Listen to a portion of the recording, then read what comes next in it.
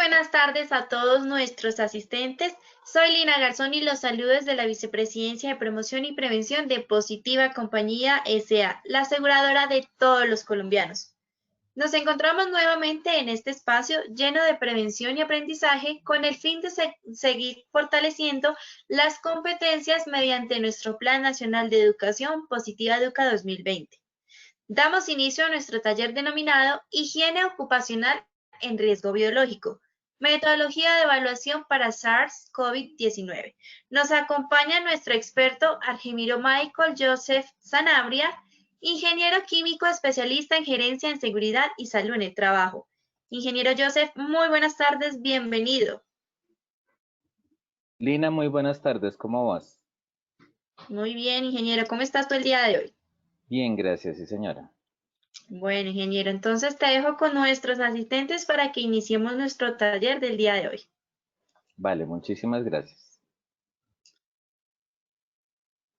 Vamos a dar comienzo a nuestra capacitación, a nuestro webinar del día de hoy, donde vamos a tener en cuenta los factores que nos permiten hacer una evaluación del riesgo biológico por SARS-CoV-2, que es el nombre técnico para COVID-19, y su aplicación según la naturaleza de la actividad misional de la empresa y la segmentación de la población trabajadora.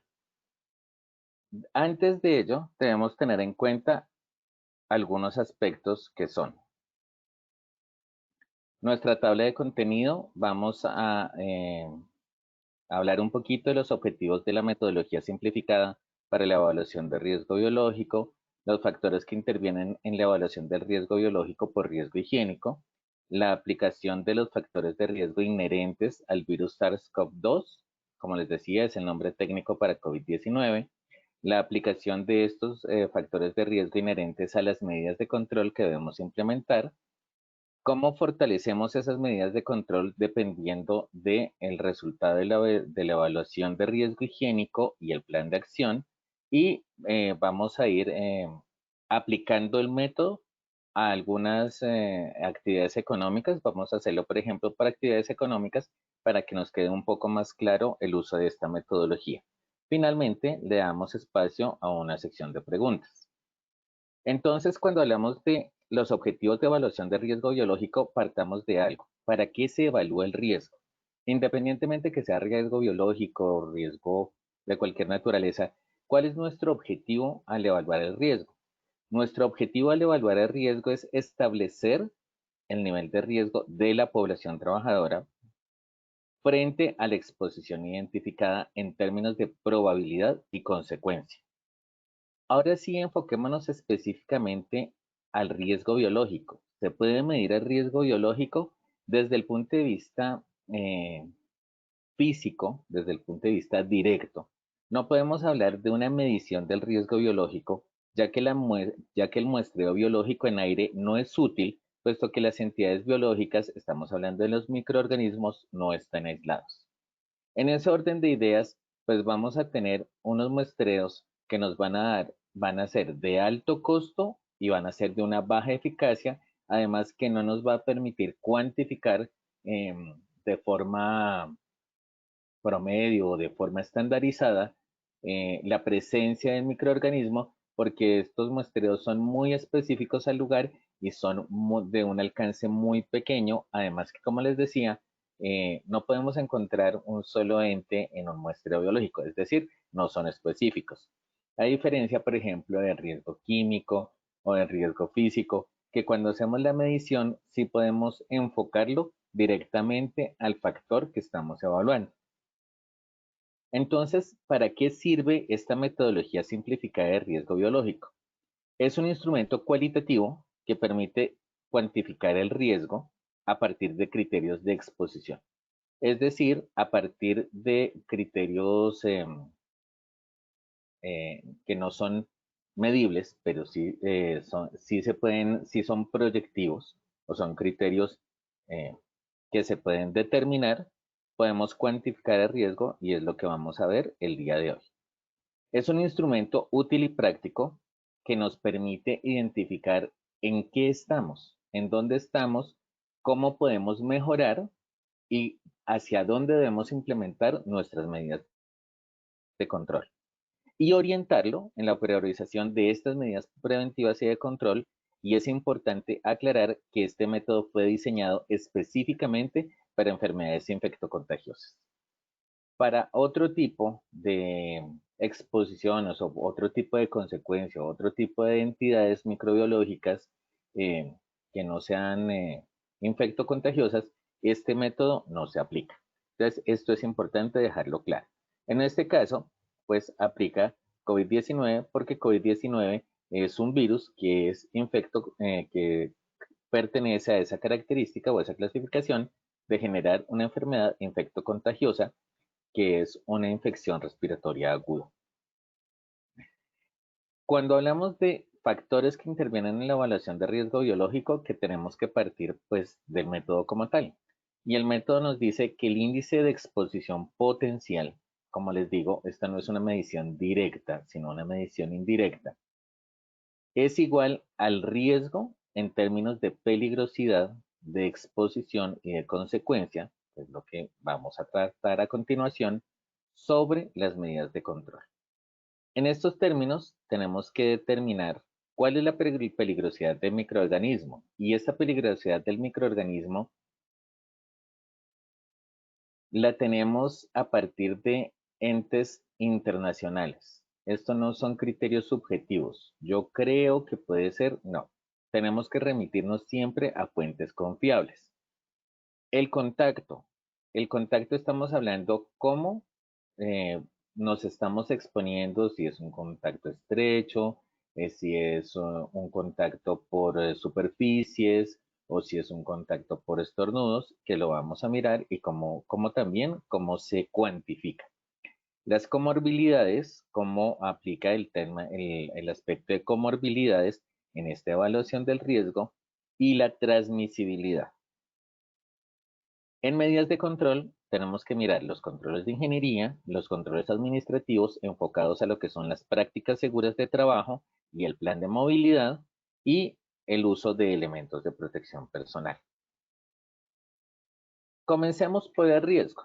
Entonces empecemos a hablar de agente biológico del grupo de peligrosidad.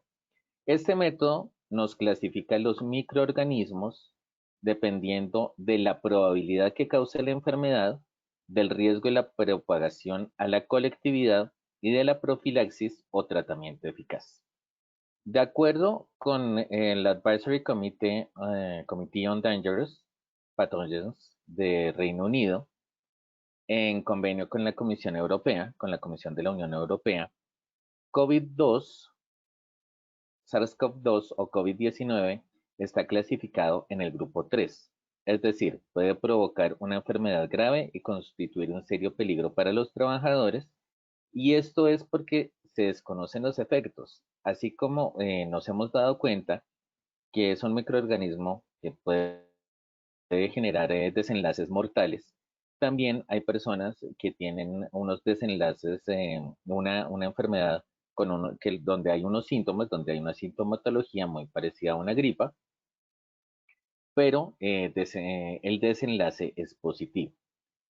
La probabilidad, hay una alta probabilidad del riesgo de propagación a la colectividad, y con respecto a la profilaxis o el tratamiento eficaz, está clasificado como posible generalmente porque está siendo tratado, pero aún se desconoce mucho sobre este microorganismo.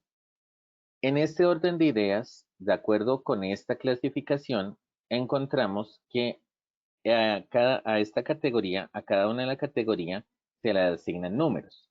Al número 1 se le aplica 10, 1, perdón, al número 1 se le asigna un número de 1, al número 2 se le asigna el número 10, al número 3 se le asigna el número 100 y al número 4 se le asigna el número 1000. El segundo aspecto a trabajar es la exposición, es decir, de acuerdo a la naturaleza de la actividad económica y el contacto. Entonces empezamos a caracterizar de acuerdo a la actividad funcional. Muy alto para trabajadores de la salud, IPS, laboratorios y morgues. Alto para personal de apoyo, estamos hablando vigilancia, servicios generales, en IPS y lugares donde hay personas con síntomas, con probables casos de contagio o contacto o contagios diagnosticados, transporte médico y morgue. Actividad funcional moderada, estamos hablando de alta densidad poblacional en espacios cerrados o en espacios delimitados. Estamos asociando manufactura, construcción, pero también viajeros. Viajeros es precisamente por la sospecha, por la probabilidad que tienen de estar en contacto, nuevamente contacto estrecho, definido el contacto estrecho, recuerden que está definido como un tiempo no menor a 15 minutos con un caso con diagnóstico positivo. Y también está asociado a trabajadores que tienen una alta exposición a público. Y tenemos actividad funcional baja con contacto ocasional mínimo con compañeros de trabajo. Frente al contacto, estamos hablando que es contacto cercano, gotas de saliva o secreciones de mucosas. Contactos indirectos, estamos hablando que es contaminación por áreas infectadas o superficies contaminadas. Y exposición a aerosoles, es decir, estornudos de personas con contagio. Cruzando estas dos variables, entonces el método nos dice que para una actividad funcional, un riesgo de una actividad funcional muy alto, estamos hablando del más, estamos hablando es la probabilidad. Entonces, la probabilidad de contacto cercano es alta, la probabilidad por contacto indirecto, contacto cercano, estamos hablando de saliva y secreciones de mucosas. Probabilidad de contacto indirecto, superficies contaminadas, también tenemos dos más, es decir, es alto. Y probabilidad exposición a aerosoles nos está diciendo que es 2, también dos más, nos está diciendo que la exposición es, la probabilidad es alta y nos da una calificación de riesgo por actividad funcional de 4, donde 4 se le asigna el número 1000. Cuando estamos hablando de una actividad funcional alta, dense cuenta que lo que cambia es el aerosol, la exposición a aerosoles, y ese cambio a esa exposición a aerosoles donde dice que la probabilidad es media, le asignan un número 3 que corresponde al número 100. Cuando tenemos una actividad funcional moderada, tenemos que la probabilidad por exposición a aerosoles es baja, realmente baja, y solamente nos queda la probabilidad por contacto cercano o probabilidad por contacto indirecto y nos asigna el número 2 que es 10 y finalmente probabilidad por contacto cercano dice que tiene una probabilidad media o baja y por contacto indirecto también tiene una probabilidad media o baja y le asigna el número 1. El siguiente factor es un factor de riesgo adicional que son las comorbilidades. Las comorbilidades son las que están declaradas en la circular 100/19 del Ministerio de Salud, que se hace la aclaración en la circular externa 30, si no estoy mal, también del 2020, del Ministerio de Salud, y relaciona la diabetes, la hipertensión, la obesidad, la enfermedad pulmonar obstructiva crónica y asma, afecciones cardíacas graves, personas con sistemas inmunocomprometidos, es decir, que tienen alguna enfermedad que afecta a su sistema inmunológico. Estamos hablando de un lupus, estamos hablando también de enfermedades por VIH y otros.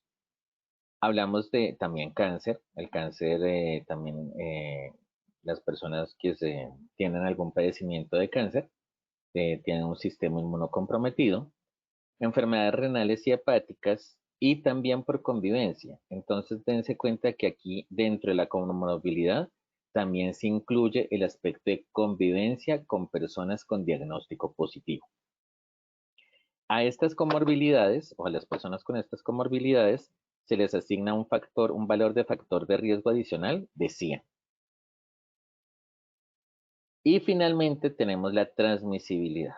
Cuando hablamos de transmisibilidad, estamos hablando de, en promedio, el número de personas infectadas con respecto a las personas infectadas, a cuántas personas van a contagiar. Para COVID-2 solamente tenemos dos valores, 4 y 1. ¿Por qué 4 y 1?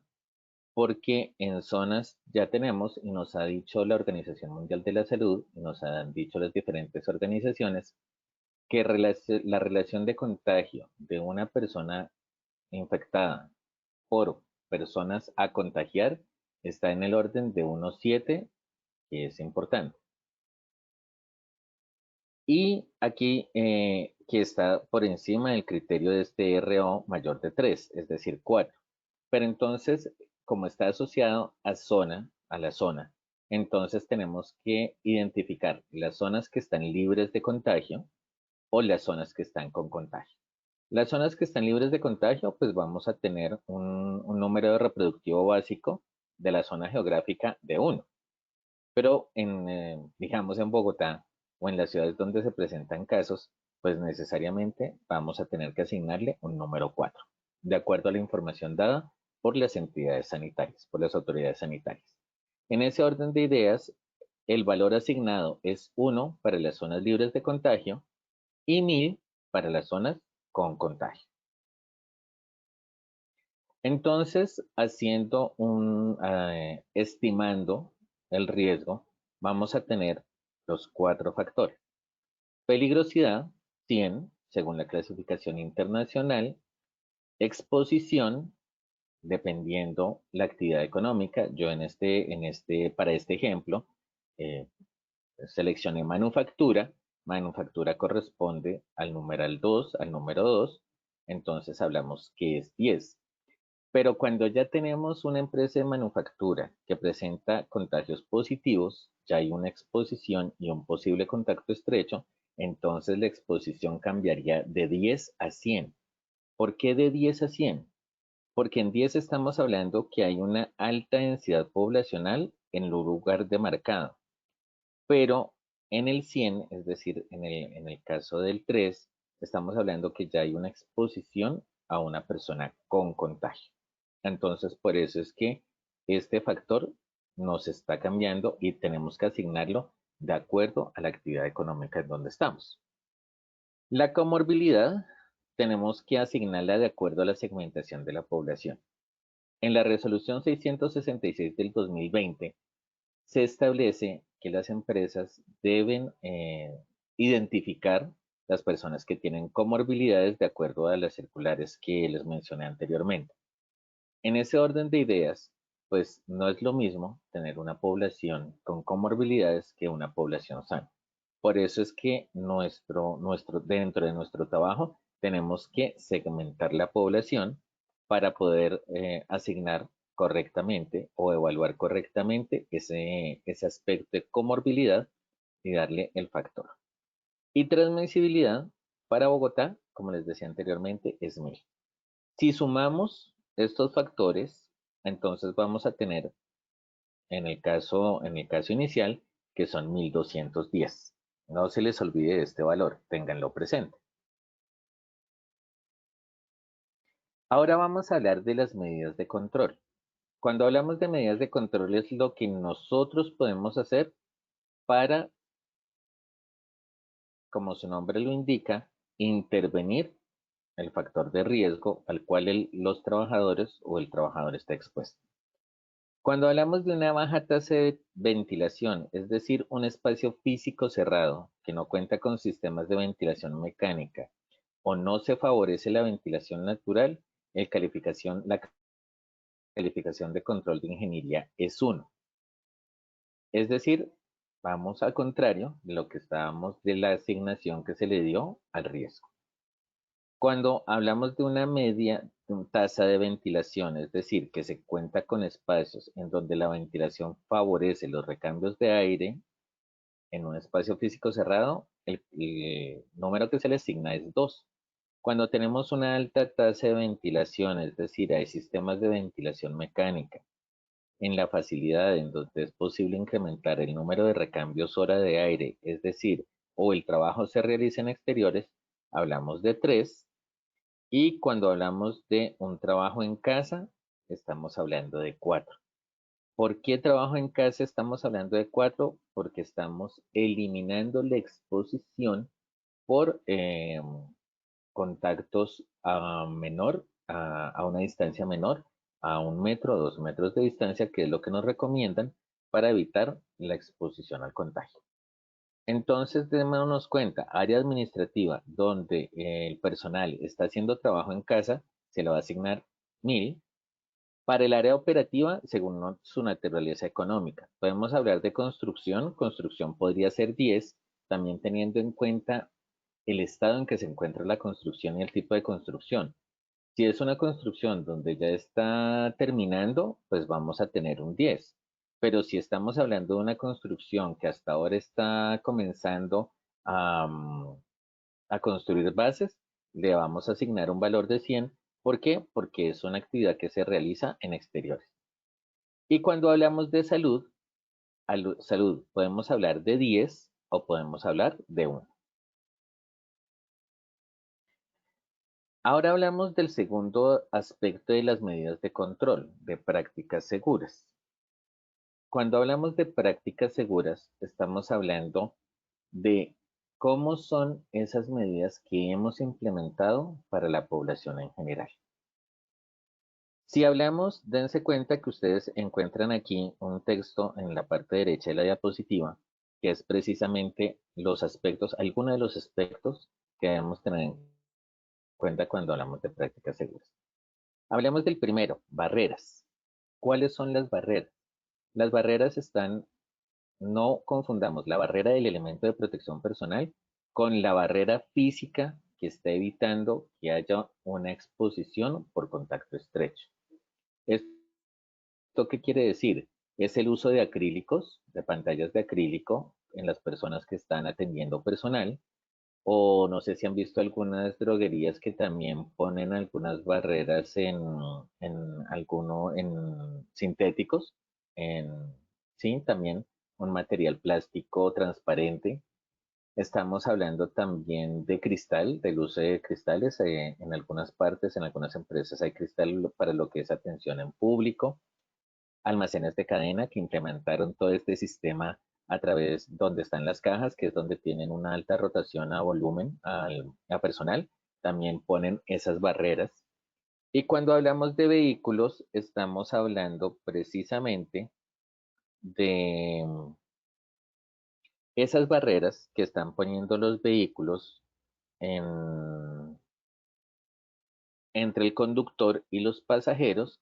Ahí estamos hablando de barreras físicas que están controlando o están evitando ese contacto estrecho entre el conductor y los pasajeros. También es importante, muy importante, tener en cuenta el volumen de ocupación, pero esto ya lo vamos a ver más adelante.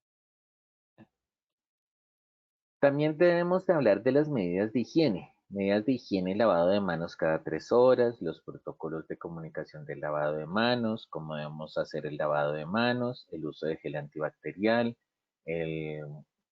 dónde se está poniendo este gel antibacterial, en los lugares de la empresa, en qué parte de la empresa se está poniendo el gel antibacterial. Eso contribuye también a lo que son medidas de higiene. Otro aspecto fundamental es la toma de temperatura al ingreso de las instalaciones de las empresas o en construcción o en las diferentes partes. También debemos hablar de un seguimiento al reporte de síntomas. ¿Por qué es importante reportar síntomas? Esto que les menciono está establecido en la resolución 666 del 2020, pero más que una obligación normativa, es darle sentido a las cosas. El seguimiento al reporte de síntomas, además que nos permite tener un seguimiento a la empresa, a la población trabajadora de la empresa, para hacer una detección temprana o para evitar una exposición de contagio. También nos permite decirle a las autoridades sanitarias dónde no están los focos de contagio para que centren y orienten sus recursos en las zonas donde hay contagios. Hay otros aspectos también a tener en cuenta desde el punto de vista de prácticas seguras, como es la práctica o el mandarle a hacer. Hay muchas empresas que ya en este momento están mandando a hacer pruebas rápidas de COVID-19.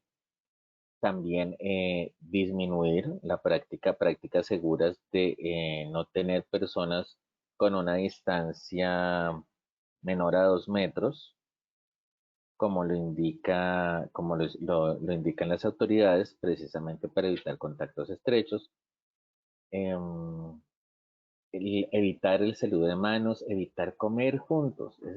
En una empresa que estuve haciendo un acompañamiento la semana pasada, las personas pues compraron un pollo y se lo comieron entre todos y una persona tenía el contagio, no sabía que tenía el contagio y pues hubo una propagación sencillamente. Precisamente teniendo en cuenta que el mecanismo de transmisión del virus es la saliva, pues debemos ser mucho más juiciosos en nuestras prácticas seguras. Y estas prácticas seguras nos conducen a evitar comer del mismo plato de otra persona, a evitar utilizar la loza de otra persona. Y es precisamente por nuestro cuidado y por el cuidado de nuestras familias y de las personas en las cuales tenemos contacto. Precisamente, de acuerdo a las prácticas seguras, podemos tener una baja evidencia de prácticas de trabajo seguras, a la cual se le asigna el número 1, donde la descripción es que no se respeta el distanciamiento social, no se cuentan con prácticas de higiene personal asociada a higienización de manos. En una evidencia media de prácticas de trabajo segura, se respeta el distanciamiento social, pero se pueden tener contactos ocasionales inferiores a 2 metros y prolongados superiores a 15 minutos. Estos son los dos criterios para el contacto estrecho: inferiores a 2 metros y tiempo superior a 15 minutos. Y se cuenta con adecuadas prácticas de higiene personal. Y una alta evidencia de prácticas de trabajo seguras: se respeta el distanciamiento social, no existen contactos cercanos inferiores a 2 metros y si se presentan son inferiores a 15 minutos y se respetan las medidas de higiene personal. Esta asignación de número 1, 2, 3, al igual que los anteriores, también se les asigna un valor de 1 para 1, 10 para 2 y 100 para 3. Otro aspecto a tener en cuenta desde el punto de vista de las medidas de control es el plan de movilidad. Por eso esto es otro de los aspectos fundamentales para segmentar la población con respecto a cómo se están movilizando a sus lugares de trabajo. Cuando las personas se transportan en un transporte o se mueven o se movilizan en un transporte público masivo, estamos hablando que hay una exposición por personas con posible contagio, con personas por superficies contaminadas y por estornudos. Entonces estamos hablando que el trabajador se desplaza en sistemas de transporte público masivo donde no se puede controlar la probabilidad de contagio y se le asigna una calificación de 1. Es decir, ese es el valor. Cuando las empresas tienen rutas o los trabajadores se movilizan a la empresa en ruta, estamos hablando que el trabajador se desplaza en medios de transporte que cuentan con un protocolo de bioseguridad, de limpieza, de desinfección de superficies que permite establecer una exposición controlada. No estamos diciendo que va a ser infalible, pero estamos diciendo que el control sí efectivamente nos va a permitir disminuir la probabilidad. Y cuando hablamos de transporte privado o público individual, estamos hablando que el trabajador se desplaza en medios de transporte individual, cuenta con formación en protocolos de limpieza y desinfección, o en el caso de medios públicos, cuenta con protocolo de bioseguridad.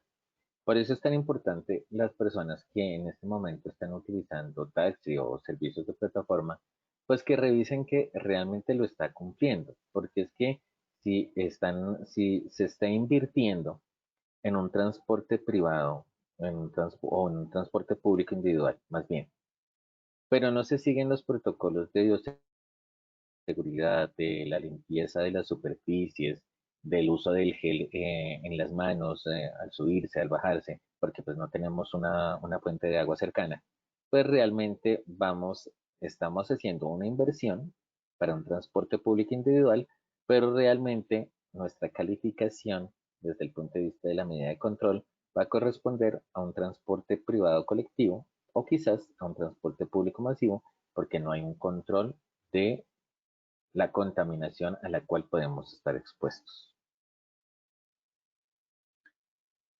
Y finalmente tenemos el aspecto de protección personal. Protección personal tenemos sin protección, protección colectiva y protección individual. Cuando hablamos de protección sin protección, estamos hablando que el personal no tiene ni tapabocas ni pantallas faciales. Cuando hablamos de protección colectiva, estamos hablando que el trabajador dispone de monogafas, de pantalla facial y tapabocas. Y cuando hablamos de protección individual, hablamos que adicional, el trabajador tiene un respirador certificado. Sin embargo, es importante tener en cuenta que la protección va asociada a la exposición. Entre mayor exposición, debo tener una mayor protección. Por ejemplo, los odontólogos. Los odontólogos tienen una mayor exposición porque precisamente el contacto con saliva pues, es altamente probable.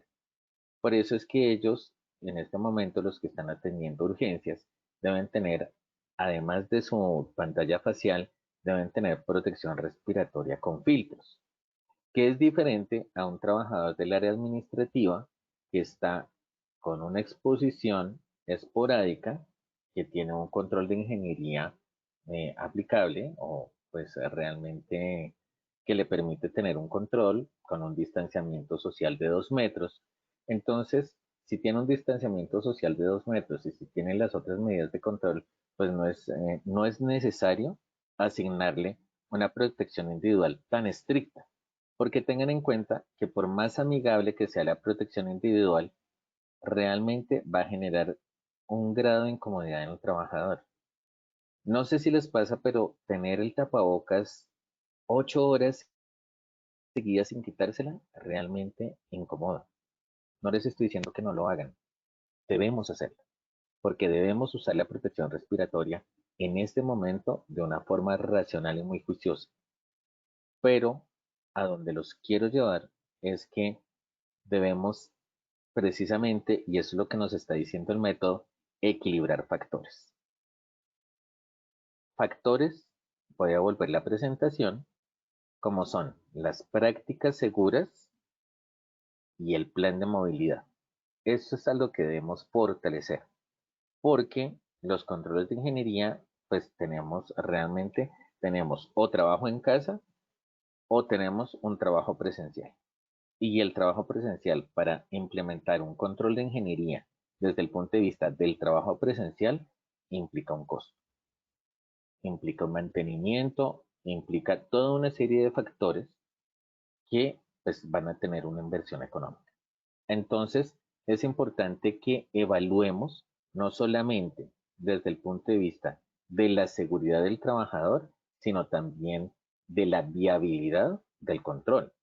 Porque pues en este momento, desafortunadamente, tenemos que saber que si queremos proyectar una inversión enfocada hacia la ventilación, pues realmente hasta qué punto es viable y hasta qué punto no es viable, porque no podemos en este momento modificar las condiciones de infraestructura. Entonces, como esa modificación de condiciones de infraestructura para modificar la tasa de ventilación en este momento es algo compleja, pues tenemos que enfocarnos en prácticas seguras y en plan de movilidad.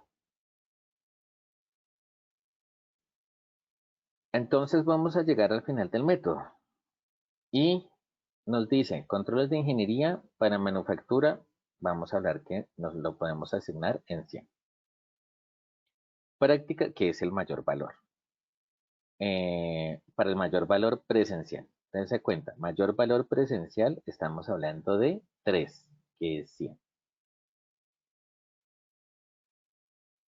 Para prácticas seguras, vamos a decir, somos juiciosos, tenemos implementado en la empresa un protocolo para control del agente biológico, también le podemos asignar 100.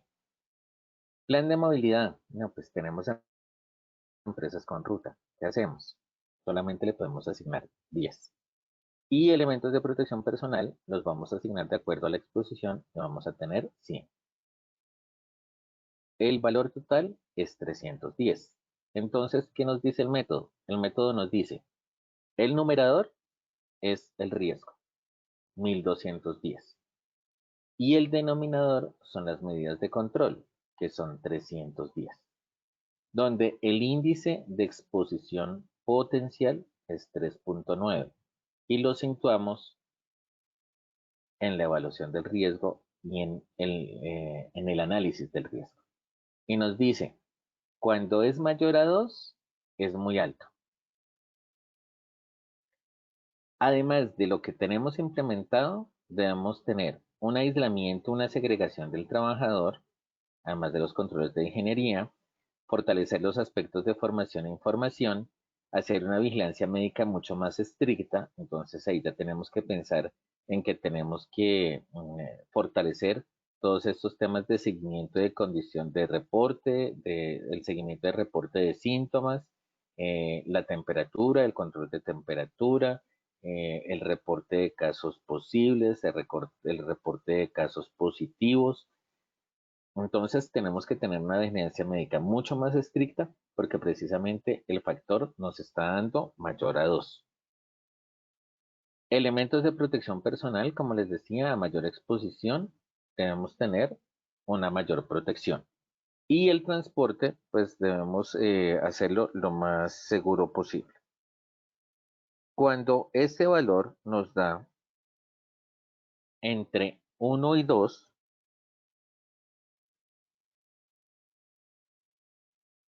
cuando ese valor nos da entre 1 y 2, debemos mantener los controles de ingeniería que tenemos, formación e información, estar todo el tiempo, que las personas no pierdan desde ningún punto de vista la formación e información, también tener unos controles de vigilancia médica, no tan estrictos como en el anterior, pero sí debemos tenerlos, unos elementos de protección personal, hacer seguimiento al uso correcto de estos elementos de protección personal y también monitorear el plan de movilidad. Para índices de exposición potencial moderado y bajo, démonos cuenta que es cuando este índice nos da 0.5, entre 0.5 y 1 o menor a 0.5, pues tenemos formación e información, protección de la propagación, vigilancia médica y transporte. Y cuando es muy bajo, formación e información, que es básicamente asociado a lo que es trabajo en casa. El único que se podría decir que corresponde a una exposición potencial baja es cuando tenemos a los trabajadores en trabajo en casa. Por eso debemos tener en cuenta definir primero la segmentación de la población. Segmentación de la población en 4 líneas. Comorbilidades. ¿Quiénes presentan comorbilidades? ¿Quiénes pueden continuar haciendo su trabajo en casa? Y los que hacen trabajo presencial, ¿cuál va a ser la movilización? Es decir, ¿cómo vamos a movilizar a estas personas? En una segunda, en trabajo presencial, entonces tenemos que definir controles de ingeniería. Garantizar lo máximo posible, en la medida de las características de la empresa, tener este distanciamiento social de 2 metros y los tiempos de exposición menores a 15 minutos, precisamente para disminuir al máximo lo que son contactos estrechos. Y finalmente, la asignación, la selección correcta y la capacitación en el uso adecuado de elementos de protección personal, el mantenimiento, porque es que aquí el mantenimiento se vuelve fundamental. Si le decimos a una persona que utilice una protección respiratoria, debemos decirle cuánto tiempo debe usarla y en cuánto tiempo debe descartarla. Para las personas que estamos utilizando tapabocas reusables, debemos decirle cada cuánto debe lavarlos, cómo se deben lavar y cuándo ya se deben descartar. Porque estos tapabocas que son reutilizables tampoco son eternos. También tienen una vida útil y esa vida útil depende del desgaste en la lavada. Y ese desgaste en la lavada, pues también es un criterio de yo no puedo tener una protección respiratoria sin lavarla diariamente. Debo salir de mi casa con un tapabocas limpio, llegar a mi casa y lavarlo. ¿Para qué? Para el día siguiente salir con tapabocas limpio o tener uno de cambio mientras uno se está secando, el otro tapabocas lo estoy utilizando. Claro que esos tapabocas no es que se demoren mucho secando, entonces lo puedo lavar por la noche para usarlo al día siguiente. Entonces dense cuenta que no es solamente la selección y entrega, sino es la selección, la entrega, el mantenimiento y sobre todo el almacenamiento. ¿Cómo debo guardar mis elementos de protección personal en el uso de las caretas faciales? Entonces no es solamente cómo debo usar las caretas faciales, porque es que yo sé que es agotador tener una careta facial, pero si tengo la careta facial con el visor hacia arriba, pues no estoy haciendo nada. Si tengo la careta facial sin el tapabocas, no estoy haciendo nada. Si tengo la careta facial pero no la limpio periódicamente, pues la estoy convirtiendo en un foco de infección. Mi medida de control, voy a tener un elemento de protección personal, pero no voy a tener una práctica segura desde el punto de vista de la exposición al riesgo biológico. Esos son los aspectos que debo contemplar para hacer esta evaluación. Entonces, en este caso, me devuelvo, donde tenemos este valor de 3,9, nos dio en negro, tenemos que seguir implementando medidas de control para tratar de llevarlo a una exposición, un índice de exposición potencial alto en lo posible, o por lo menos moderado. Esto es básicamente lo que les quería compartir desde el punto de vista del método de evaluación simplificada a SARS-CoV-2 de riesgo higiénico, que está fundamentado, también lo pueden buscar en el método Biogaval, que es el que se relaciona, es un método elaborado en España, que es el método que está validado en Colombia para la evaluación del riesgo biológico en diferentes actividades económicas, excluyendo salud. Ahí el método Biogaval sí excluye la evaluación de riesgo biológico en salud, que ustedes pueden encontrar por internet y está relacionado en la guía de calificación de riesgo higiénico para la calificación de enfermedad laboral. Que esto es un documento del Ministerio de Protección Social, si no estoy mal, del 2008. Entonces tiene muchas similaridades y ustedes pueden tener ahí un documento de consulta que les va a ayudar a entender mucho mejor este método. No sé si en este momento tienen preguntas. Podemos abrir la sesión de preguntas, Lina, si te parece.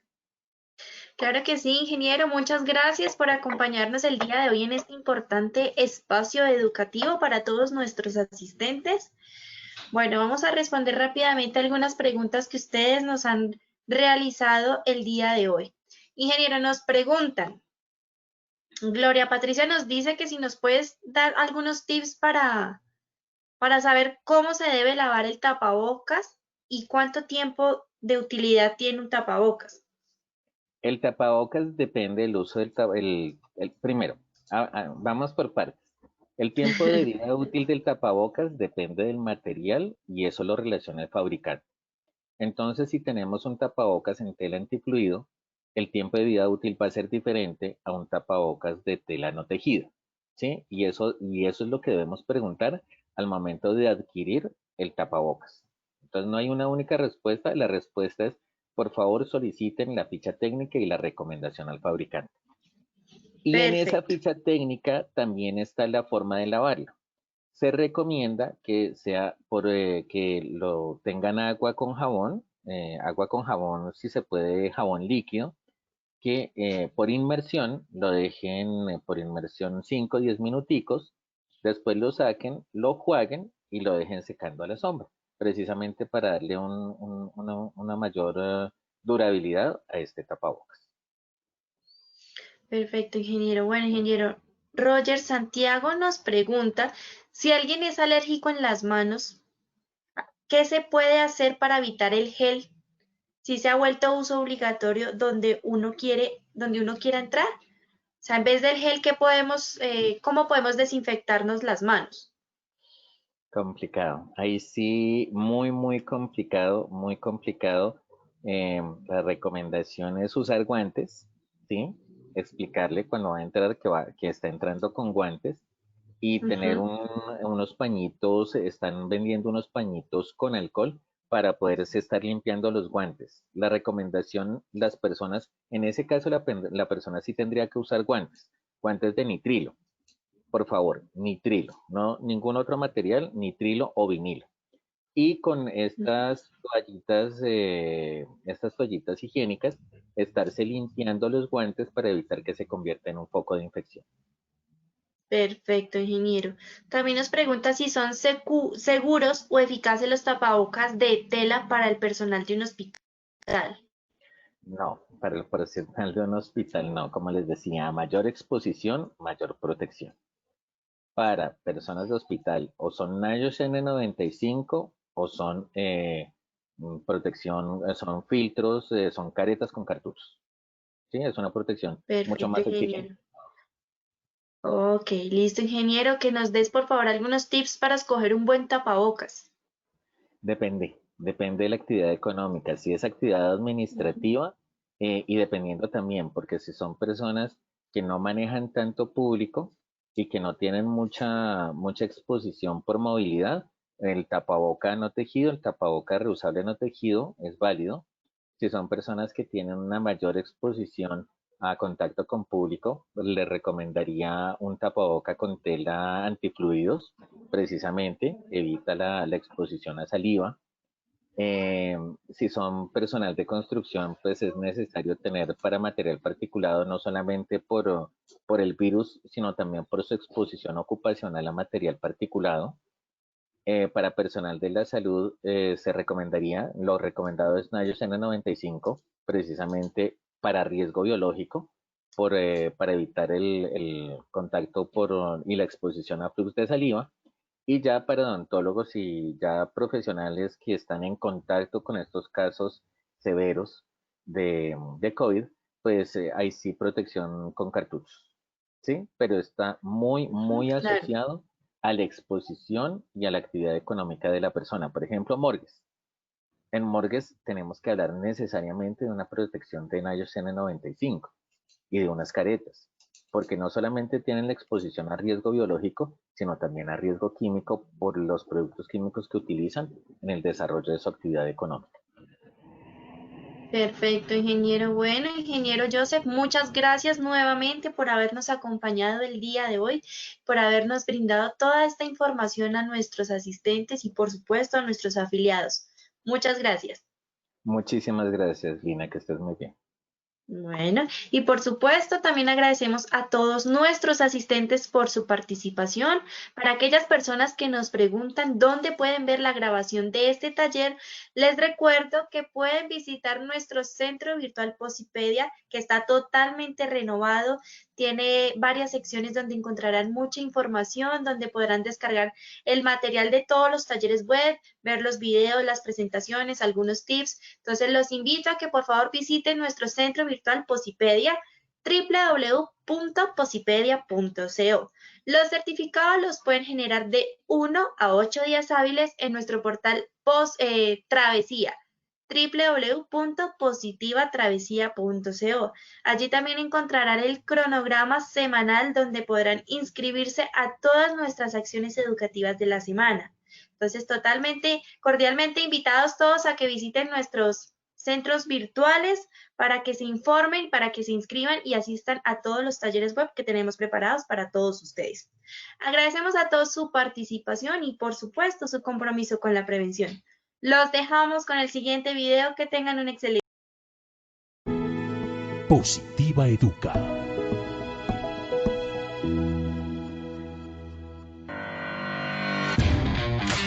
Consejos positivos para cuidar nuestra salud ante el COVID-19.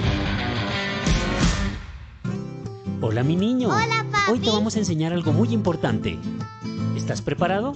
¡Sí! Entonces tú nos escuchas y repites, ¿listo? Bueno, papi. Evita tocarte los ojos. Los ojos. Evita tocarte la nariz. La nariz. Evita tocarte la boca. La boca. Hazlo por ti. Por ti.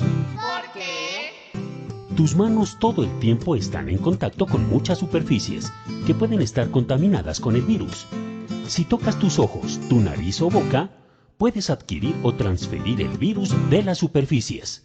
Ten cuidado, sé consciente y mantente a salvo. Tú eres muy importante para nosotros. Ahora te toca a ti, dale. Sí, ahora canto yo. Evita tocarte los ojos, evita tocarte la nariz, evita tocarte la boca. Hazlo por ti.